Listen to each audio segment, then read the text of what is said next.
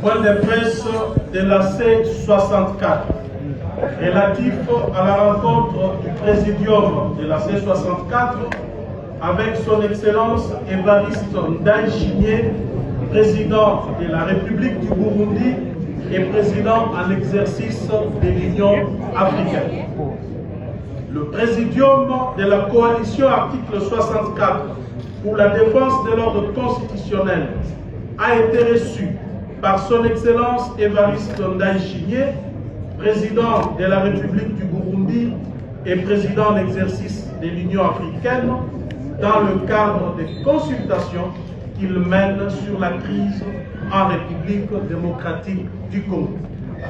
Cette rencontre témoigne de la volonté de l'Union africaine d'entendre l'ensemble des forces politiques concernées par l'avenir de notre pays.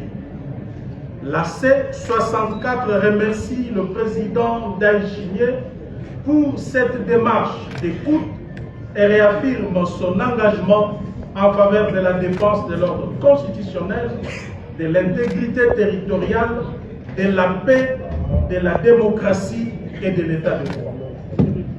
Face aux manipulations et contre-vérités diffusées autour de cette rencontre, la C64 apporte des précisions suivantes. 1. La C64 n'a jamais sollicité cette audience. L'initiative est venue exclusivement du président en exercice de l'Union africaine qui, à la suite de ces échanges avec M. Félix Tshisekedi, a souhaité entendre directement la position de la C64 sur les causes profondes de la crise congolaise et les conditions d'une paix durable. 2. Au cours des échanges, le président Évariste Ndayishimiye a indiqué avoir encouragé les autorités congolaises à privilégier les dialogues politiques et la cohésion nationale afin de renforcer la capacité du pays à faire face aux menaces pesant sur sa souveraineté. Il a également souhaité recueillir la position de la C64 sur les perspectives d'un dialogue politique. 3.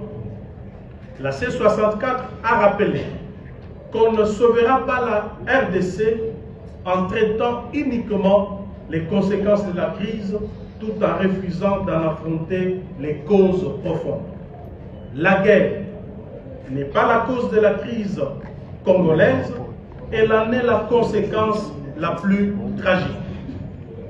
La crise congolaise est aujourd'hui une crise systémique.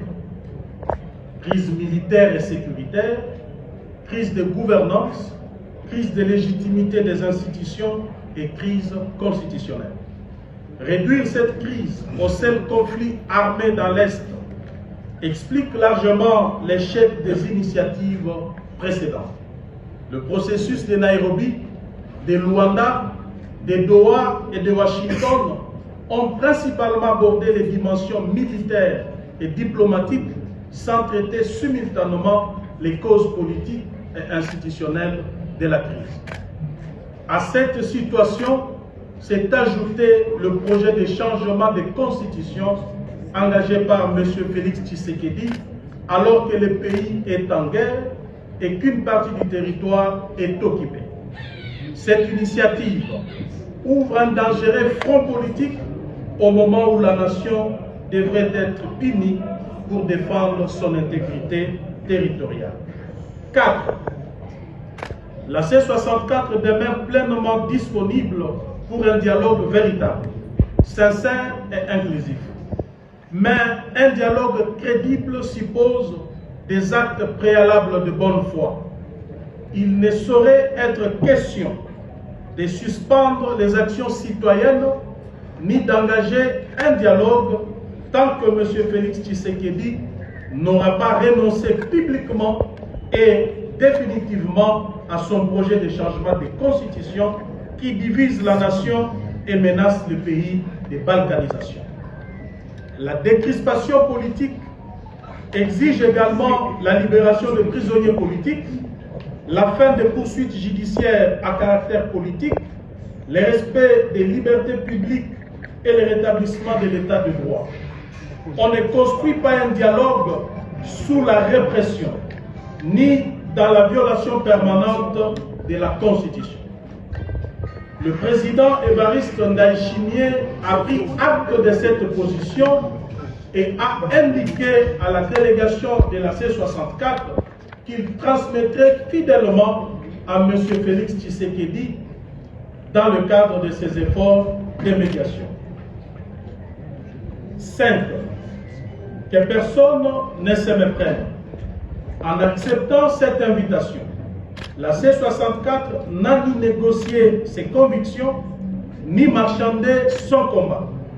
Notre lutte est menée pour sauver la République, défendre la Constitution et préserver l'avenir de notre nation. Nous dialoguons avec tous ceux qui recherchent sincèrement la paix, mais nous ne transigerons jamais sur la Constitution, l'état de droit et la souveraineté du peuple congolais. 6. Dans l'attente de toute nouvelle évolution, nous appelons le peuple congolais à demeurer uni, vigilant et pleinement mobilisé.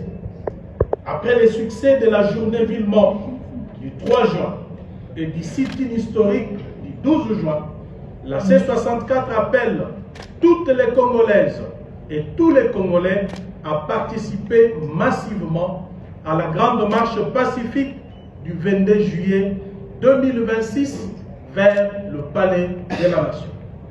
Cette marche dira non au coup d'État constitutionnel, non à la confiscation de la souveraineté populaire, non à la guerre permanente et à la mauvaise gouvernance. Elle dira oui au respect de la Constitution, oui à la paix, à la justice et à l'alternance démocratique. Elle exigera enfin la démission de M. Félix Tshisekedi parce qu'il a trahi son serment constitutionnel. La C64 réaffirme enfin sa disponibilité à contribuer sous l'égide de l'Union africaine et de toute médiation crédible à une solution globale permettant de restaurer durablement la paix, l'unité nationale et l'ordre constitutionnel. La souveraineté appartient exclusivement au peuple congolais. Aucune intimidation, aucune répression et aucune manipulation ne pourront arrêter un peuple déterminé à reprendre en main son destin.